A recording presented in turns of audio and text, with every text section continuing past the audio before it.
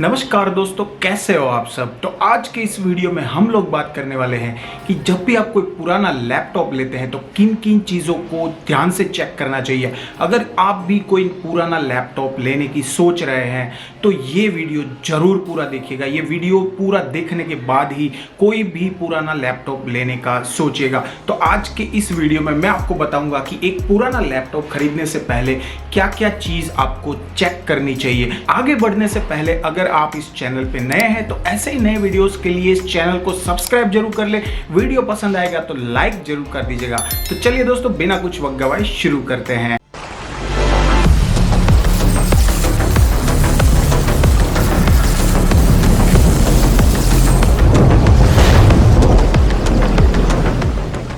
दोस्तों, सबसे पहले बात करते हैं कि आप किस पर्पस के लिए लैपटॉप लेना चाहते हैं। वो पर्पस बहुत ही क्लियर होना चाहिए। आप कोई बेसिक फंक्शन ऐसे वीडियो देखना है, यूट्यूब देखना है, या ऑनलाइन आपको पूरे कंटेंट देखना है, उसके लिए ले रहे हैं। कुछ बेसिक फंक्शनलिटी आपको चाहिए, एक्सेल वर्ड यूज़ करना है, उसके लिए ले रहे हैं। या फिर आप मल्टीटास्किंग के लिए ले रहे हैं, कुछ गेमिंग भी आपको साथ साथ में खेलना है, उसके लिए ले रहे हैं। अगर आप 4K वीडियो एडिटिंग के लिए ले रहे हैं या हाई एंड गेमिंग के लिए ले रहे हैं तो वो पर्पस जो है फुली डिफाइन होना चाहिए। जैसे ही आप अपना पर्पस डिफाइन कर लेते हो, आधा काम तो ऐसे ही खत्म हो जाता है। दोस्तों, पुराना लैपटॉप में दो चीज़ें हमको ध्यान में देनी चाहिए। पहली चीज़ है उसके हार्डवेयर्स और दूसरी चीज़ है उसके सॉफ्टवेयर्स। तो जब भी मैं कोई पुराना लैपटॉप किसी बंदे से खरीदने जाता हूँ तो सबसे पहला चीज़ आपको करना है, उससे आपको उसका ओरिजिनल बिल मांगना है, क्योंकि बिल से आपको बहुत सारी डिटेल्स जो है ऐसे ही पता लग जाएगी।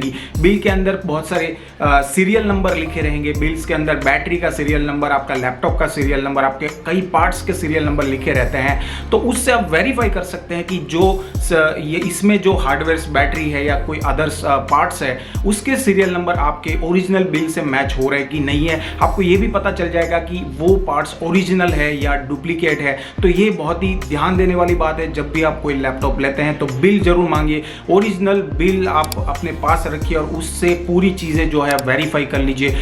बहुत टाइम पे ऐसा होता है कि 1 या 2 साल के बाद में बहुत लोग बैटरी चेंज कर देते हैं, या जब उसको बेचने का मन होता है बैटरी को रिप्लेस कर देते हैं। तो ये चीज़ आपको ध्यान रखनी है हार्डवेयर के अंदर।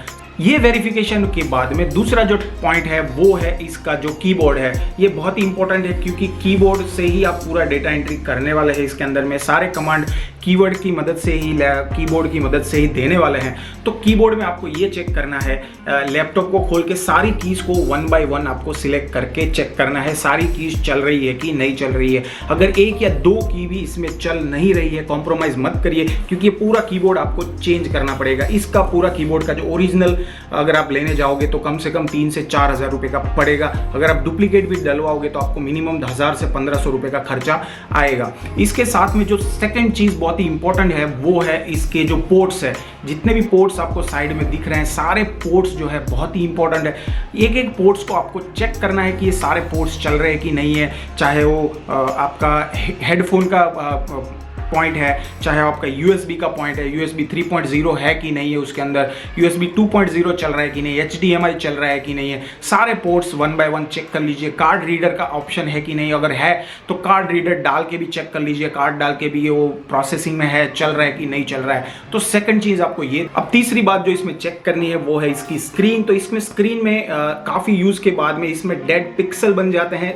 जनरली अगर मैं ऐसा वॉलपेपर लगा देता हूँ तो इसमें नहीं दिखते हैं, बट इसको चेक करने का एक आसान तरीका है, आप इसके ऊपर पूरा व्हाइट बैकग्राउंड लगा दीजिए। आपको डॉट दिखेंगे, छोटे छोटे डार्क कलर के डॉट दिखेंगे। अगर ऐसा आपको दिखता है तो आप वो लैपटॉप को बाय करने का बाय मत करिए, बिकॉज उसको आपको कहीं ना कहीं 1 साल या 2 साल के बाद में पूरा स्क्रीन जो है वो रिप्लेस करना पड़ सकता है। दूसरी चीज़ है कि उसमें लाइट लीकेज का भी प्रॉब्लम होता है। तो उसके लिए सिंपल आप इसके ऊपर बैकग्राउंड जो है पूरा ब्लैक कलर का लगा दीजिए। आपको कॉर्नर्स में अगर दिखता है कि कहीं पे लाइट जो है वो लीकेज हो रही है, कुछ हल्की सी लीकेज लाइट आपको येलो कलर की दिख रही है, ऐसी स्क्रीन वाले लैपटॉप भी आप बिल्कुल भी मत खरीदिए।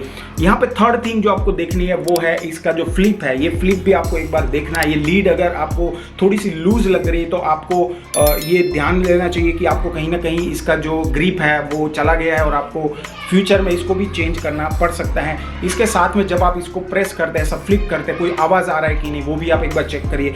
दूसरी चीज़ आपको यहाँ पे चेक करनी है, जब आप इसको फ्लिप को ऐसा डाउन करते हैं तो आपका जो लाइट है इसमें कोई रिफ्लेक्शन आ रहा है कि नहीं, लाइट डिम हो रही है, कम ज़्यादा हो रही है, वो भी आपको यहाँ पे चेक करना है। इसके साथ में दोस्तों आपको ये भी चेक करना है कि ये जो बॉडी है, ये बॉडी कितनी हैवी है, कितनी ड्यूरेबल है, और ये मेटल की बॉडी है या प्लास्टिक की बॉडी है। अगर प्लास्टिक की बॉडी है तो आपको ये जरूर चेक करना है कि इसमें कहीं पे क्रैक तो नहीं है। क्रैक होने से फ्यूचर में वो क्रैक बढ़ता जाएगा और पूरा बॉडी जो है वो क्रैक होने की चांसेस है।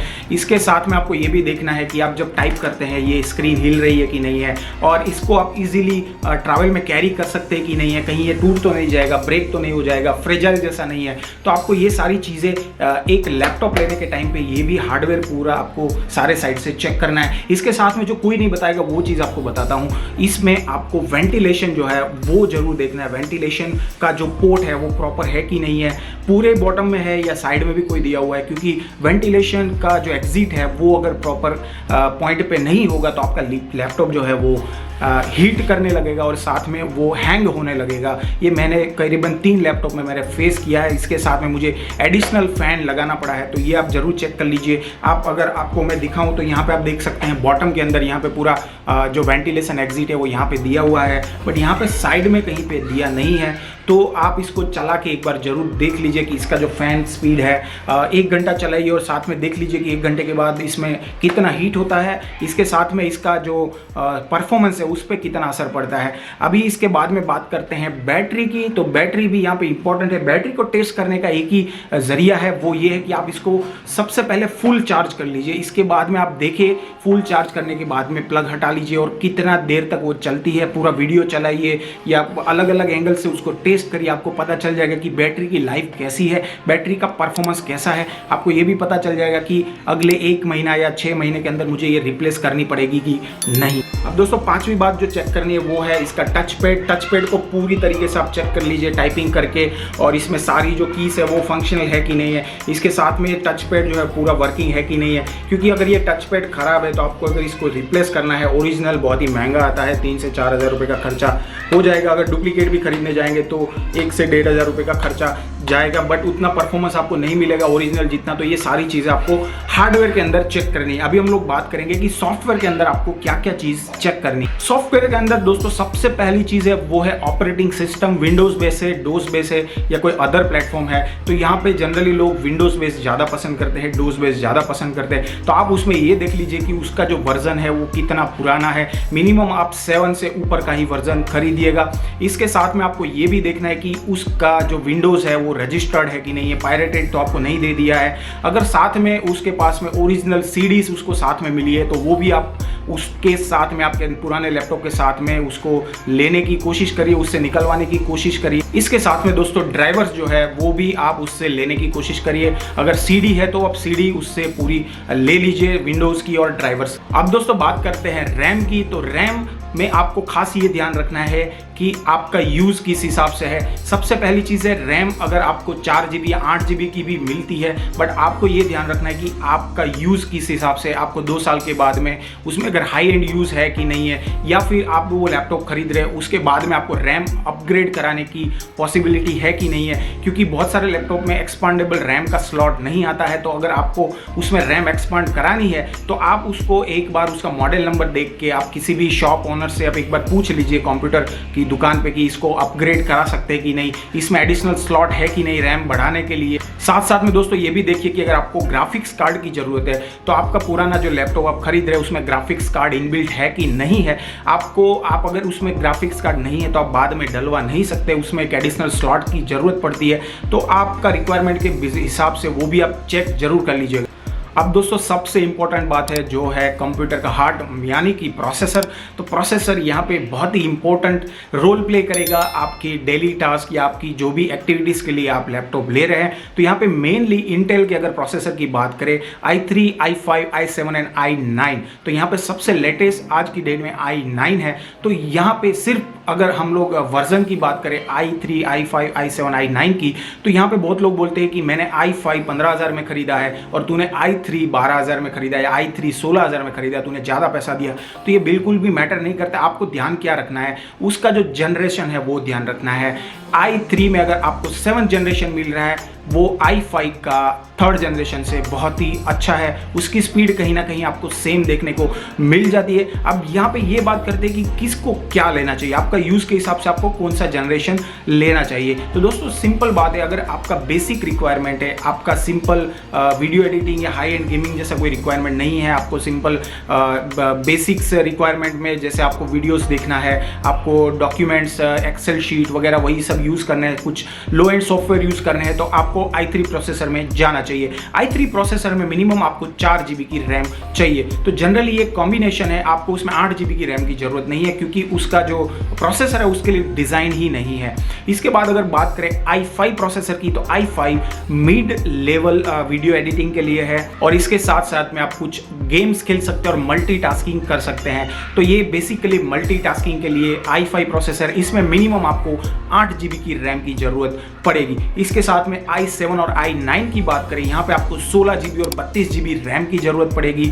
तो आप ये जरूर देख लीजिए जब भी आप लैपटॉप लेते हैं, तो ये आपका जो i3, i5, i7, i9 है, उसके साथ में रैम का कॉम्बिनेशन कैसा है। अगर रैम बढ़ाने की नौबत भी आपकी आती है, तो उसमें एक्सपांडेबल स्लॉट रैम बढ़ाने के लिए है कि नहीं है। दोस्तों प्रोसेसर में और एक चीज़ बहुत ध्यान देने वाली है, वो है जनरेशन। आप कोई भी i3 या ले, i5 ले, i7, 9, बट उसमें जनरेशन जरूर देखें।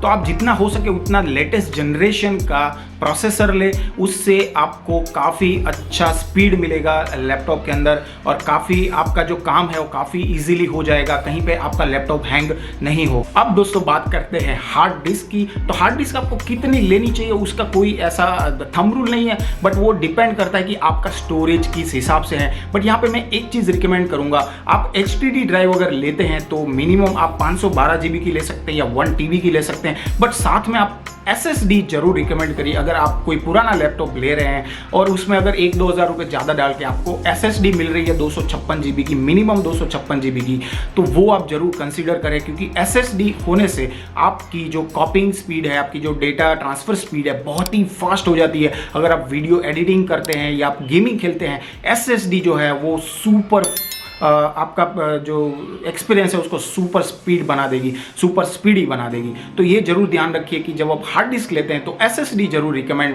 करिए उसके अंदर। तो इस वीडियो में दोस्तों बस इतना ही। आशा करता हूँ कि वीडियो में मैंने सारी डिटेल आपको पॉइंट बाय पॉइंट बताई है। अगर और भी कुछ आपको डाउट्स है तो मुझे कॉमेंट बॉक्स में जरूर बताइए। मिलता हूँ दोस्तों अगले वीडियो में एक नए टॉपिक के साथ, तब तक के लिए बाय बाय एंड जय हिंद।